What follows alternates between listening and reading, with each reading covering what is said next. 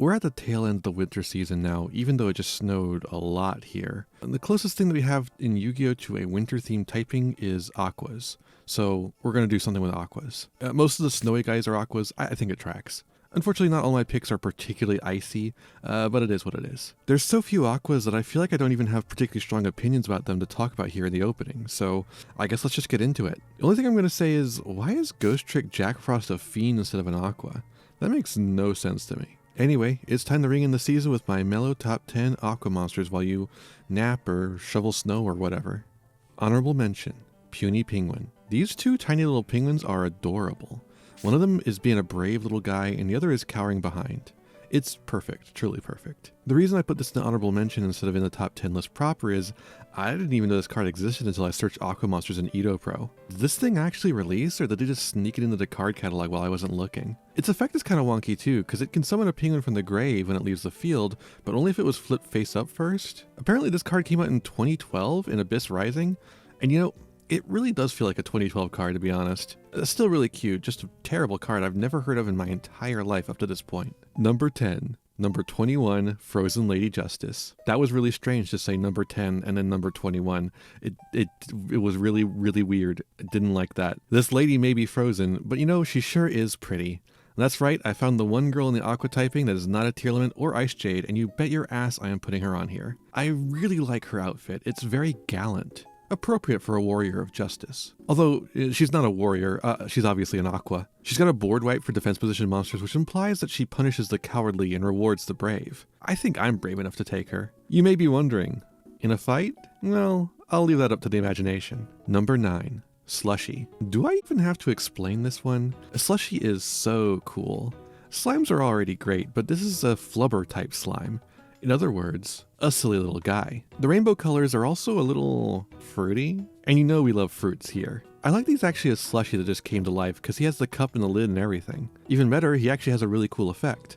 When normal summon, he sends another Slushy to the grave, and then when you have all 3 in grave or in banishment, you can banish one to special summon a level 5 or higher Sea Serpent from the grave. As you might imagine, this was used for an extremely gimmicky, extremely bad deck to get out a big Sea Serpent. Unfortunately, even when the speed of the game almost allowed you to set that up, there weren't really many good targets for that, since it came out in Abyss Rising with the first Mermail wave. And yes, it's another Abyss Rising pick. It turns out a lot of Aquas were printed in the water set, but yeah, it didn't even really win you the game either. Very funny to be honest. Yeah, just set up this whole elaborate game plan here. Oh, what do I get for doing all that? You get to summon the Poseidra 3 times. Incredible stuff. Thanks, Konami. Number 8. Guardian Slime. More Yugi Boomer slop, I know, but I actually think the raw support was really cool. It's really weird they didn't make it work for any of the other Egyptian gods, but it's still cool. This guy in particular is really cool as a combo starter, but also frustrating because it's a bad combo starter. Like, it searches the most important effect in the raw deck, and it's so easy to get into the grave thanks to Egyptian God Slime, but the only way to get this asshole onto the field is to take damage, and there are vanishingly few ways to do that to yourself in this game. Plenty of ways to pay life points, but not many ways to damage yourself. Anyways, yeah, the most important card in the raw deck, maybe even more so than raw itself, so a pretty cool card. More importantly, it looks sick as hell. Again, we love slimes, but this one has a really nice color palette. The blue and purple slime body with the inky black head that forms a shape that's evocative of Anubis, an aspect of Egyptian religion that is a bit underplayed in the card game. I like the design on the armor too, it's all pretty neat. I always put my Yugi Boomer loves lower on the list, but I hope you other Yugi Boomers appreciate these bones I throw to you. Number 7. Penguin Brave. The wave of Penguin support a while back that turned a series of vaguely related cards into an archetype was a very fun addition to the game, despite its lack of competitive success. You could even use the spell to search Fluffle Penguin, isn't that funny? Filling out the traditional RPG rules for the rest of the new penguins is an inspired idea. We started with a penguin soldier, so rounded out with a ninja, a cleric, and a squire who can lead the crew. All of them join forces into the synchro monster Penguin Brave, which is why it's my favorite of the crew. After all, it is the crew. I'm noticing though there's a couple of guys in the background there that we haven't made it into cards yet. When are we getting that brawler and that mage there? Especially the mage, it looks so cute. Eagerly awaiting them and chilling with the brave until then. Number 6. Paleozoic Opabinia. I love the Paleozoics, but funnily enough there's not really very many monsters to put on the list.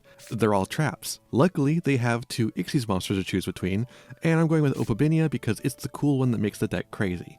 It searches a Paleozoic trap, and it lets you activate them straight from the hand. That's so cool. And it does it all while having a freaky extendo mouth. I love these Precambrian nightmare insects and their freaky appendages. Mouths shouldn't even be appendages, like come on. Even better is that these are actual things that existed. Like Yu-Gi-Oh just decided to get into the business of paleo art here with very few embellishments. It's crazy. It's such a batshit idea for a Yu-Gi-Oh deck, especially to turn in such a uniquely designed archetype.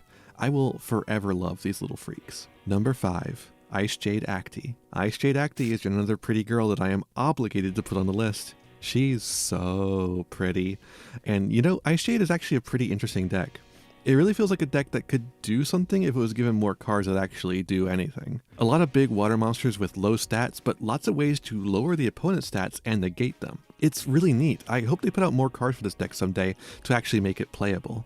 Acti is a really important part of the lore, I imagine. I don't know. I'm actually really unclear about the role of the Ice Jade in the branded story.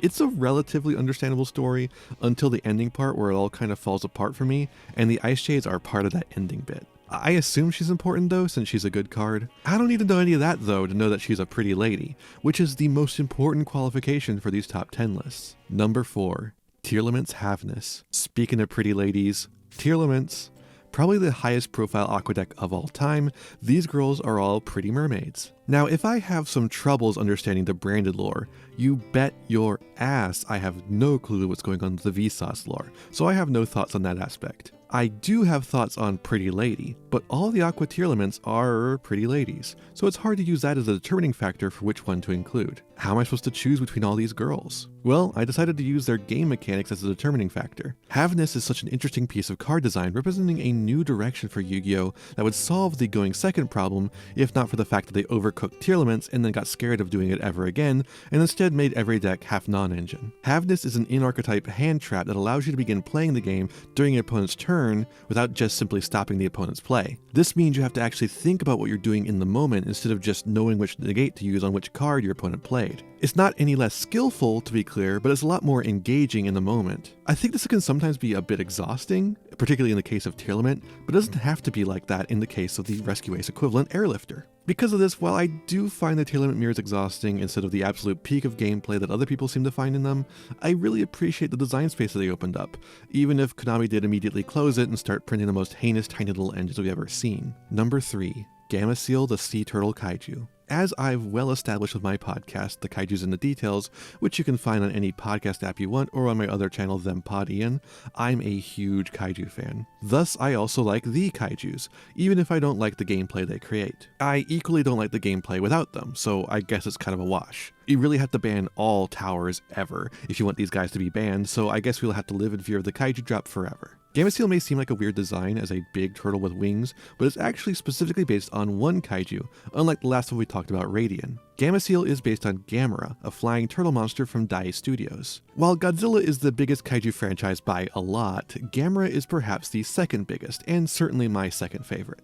And honestly, the Godzilla equivalent in the kaiju archetype kinda sucks, so even better for Gameciel in my book. Now, Gamera flies by shooting fire out of its shell, because it's also a fire-breathing monster in an attempt to ape Godzilla, so turning that to wings is a genius way to simultaneously make the reference more clear and also obfuscate it. Like you get to make it a flying turtle, which makes it clearly Gamera, but it flies in a totally different way, which makes it legally distinct from Gamera.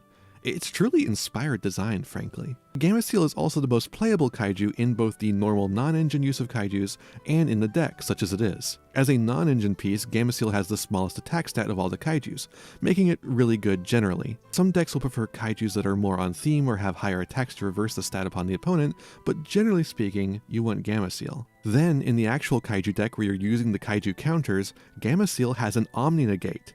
Yeah, you heard right, just a straight up Omni Negate, not even once per turn. As long as you have 2 kaiju counters on field, you have an Omni Negate on board. It's an interesting enough card design that it's made me try to build something out of kaijus multiple times. You might notice though that there's no kaiju deck profiles on my channel, so that tells you about how well that went. Still, I think Gameciel is so cool, probably my favorite of the kaiju cards, and in a typing like Aqua, that goes a long way. Number 2. Gunkan Suship Ikura Class Dreadnought. I think we can all agree that Suship is one of the best concepts Konami has ever made. Warships made out of sushi is simply peak.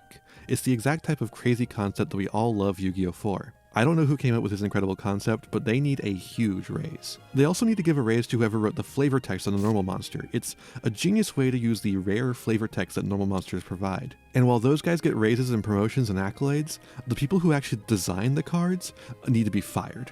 These cards are so absolutely dogshit, and it's a goddamn shame. Sushi Warships could have been the most peak deck of all time, but it almost feels like Konami feels a bit embarrassed about it and left it severely underpowered to avoid it ever being meta relevant, doomed to being a collection piece instead. Thus, I'm deciding which is my favorite to put in this list based on aesthetics. None of these cards are good, none of them are worth playing, and none of them are worth thinking about outside of how awesome they are, so that's how I will evaluate them.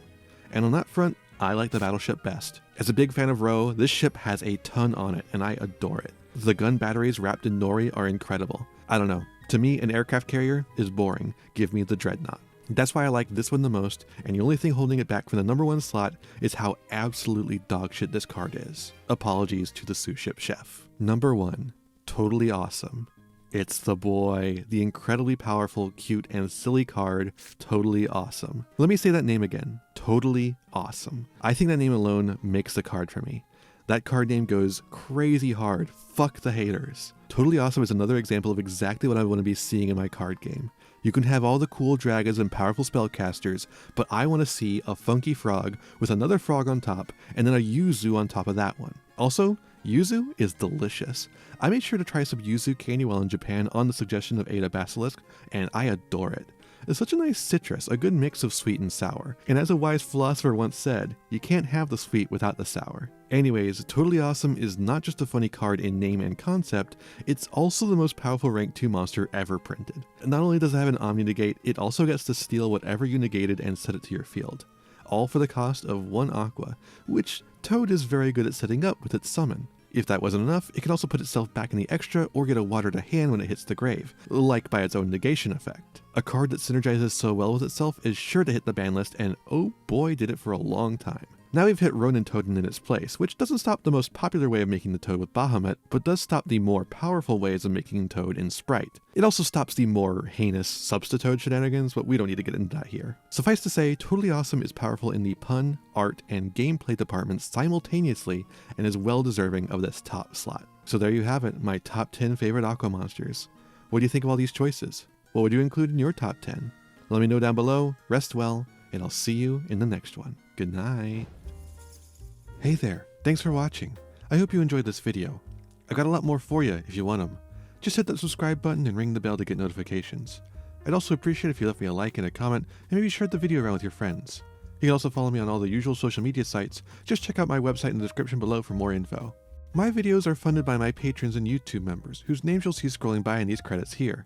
For just $1 a month, you too can find yourself here, trapped in my end screen for all eternity.